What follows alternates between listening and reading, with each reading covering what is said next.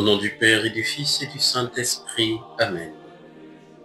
La grâce de Jésus-Christ, notre Seigneur, l'amour de Dieu le Père et la communion de l'Esprit Saint soient toujours avec vous. Frères et sœurs, nous célébrons le 19e dimanche du temps ordinaire de l'année C et nous souhaitons la bienvenue dans notre paroisse, Notre-Dame des Apôtres, pour notre méditation dominicale. Chers frères et sœurs, en se servant de la parabole du serviteur fidèle et vigilant, le Seigneur nous indique le style de vie qui caractérise le disciple et le chrétien.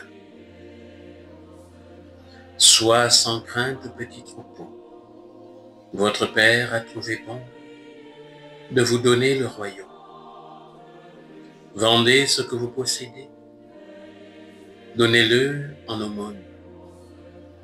Faites-vous des bourses qui ne s'usent pas, un trésor inépuisable dans les cieux, là où le voleur n'approche pas, où la mythe ne détruit pas. Car là où est votre trésor, là aussi sera votre cœur. Frères et sœurs, le Seigneur Jésus nous invite ce matin à mettre notre vie et tout notre cœur dans ce qui est essentiel et qui vient de lui. Il nous révèle un Dieu qui donne sans compter, un Dieu qui offre aux hommes sa vie et son royaume, abandonnant ainsi son pouvoir pour épouser notre nature et notre fragilité. Frères et sœurs, cet immense don que Dieu nous fait veut et doit progressivement prendre la place des biens de la terre, ces biens qui passent. C'est pourquoi la parole de Dieu de ce dimanche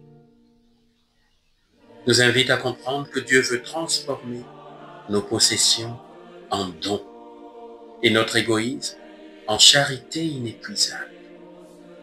Oui, nous devons tous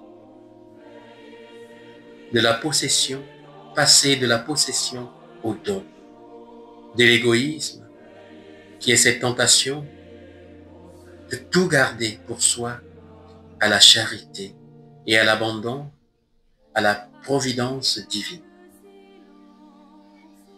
Le Seigneur nous dit: restez en tenue de service, ceinture aux reins et lampe allumée.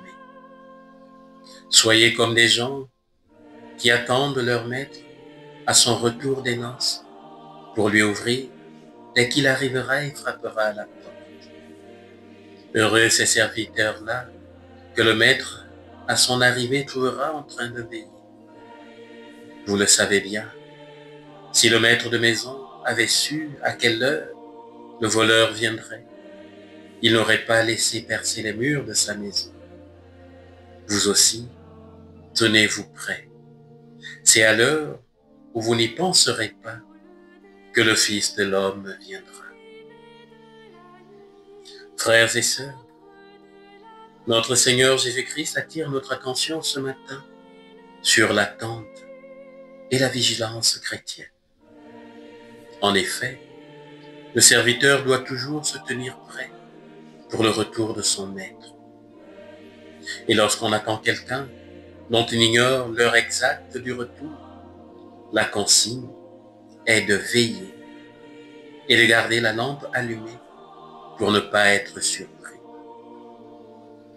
Or, malheureusement, nous vivons bien souvent comme si le temps et l'éternité nous appartenaient. Frères et sœurs, Jésus reviendra poser le cachet de Dieu sur nos œuvres, ces œuvres accomplies avec amour. Nous ne savons pas quand, mais il est certain que le Seigneur reviendra. Il nous demande de nous tenir prêts. Il est donc urgent pour nous de faire attention à notre manière de vivre, à notre engagement dans l'Église et dans la société. Nous connaissons la volonté de notre Maître. Il nous a confié la responsabilité de sa maison. Notre vie ne doit pas consister simplement à tuer le temps, ni de tout laisser aller, encore moins de faire porter aux autres le poids et le fardeau de notre propre désarroi. Nous devons prendre soin de ce monde que Dieu nous confie. Nous devons prendre soin de nos frères et nos sœurs, de nos familles, de nos pays, de notre communauté paroissiale. Nous devons soigner la vie de nos frères et de nos sœurs que Dieu dépose entre nos mains. À chacun de nous, Jésus redit ce matin, je t'ai beaucoup donné, je t'ai beaucoup confié, c'est pourquoi je te demande beaucoup. Nous devons cependant comprendre, frères et sœurs, que veiller par contrainte ou par crainte nous fait mener une vie bien triste et décevante. Il nous faut veiller pour ne pas manquer la visite du Seigneur.